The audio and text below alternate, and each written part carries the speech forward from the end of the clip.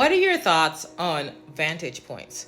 So when I was in the safety team, one of my favorite things to do was to look and review the people around, review the perimeter from a high vantage point or from a diagonal vantage point, because I am able to do a 180 scan. And what I mean is that I will go on top of the risers or on top of the highest point I could possibly be and look down, because then I can look at every corner. I can see all the people coming in and out from all different vantage points. Now, I found this to be instrumental when looking at life in general.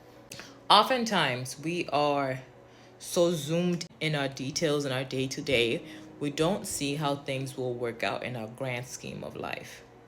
But in that way, we also don't want to be too stuck in looking at the big picture that we miss the small details. So I think that while it's important to have a high vantage point, while it's important to be able to understand how things fit in the big picture, you also need to understand the little details. You also have to have a grasp of the details that will help you within the big picture. So there's a balance in both of them.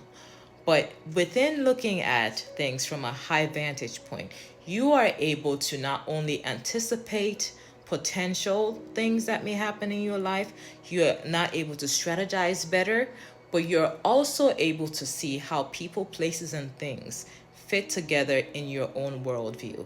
I say your own worldview because people think there's just one reality, but there's like 8 billion of us, right? That means each person is living within their own little worldview.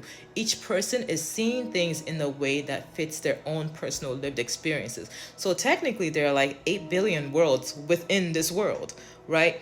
But you want to be able to see how things flow, ebb and flow in your own worldview, how your own worldview fits within the 8 other billion worldviews. This is why I talk about being a positive impact, because being a positive impact creates a ripple effect. The ripple effect you might not see because it's impacting people from a grand scheme of life, right? So I really encourage people, look at things from a high vantage point. Look at the big picture. How does your actions, how will it affect you moving forward? How will it affect the people around you?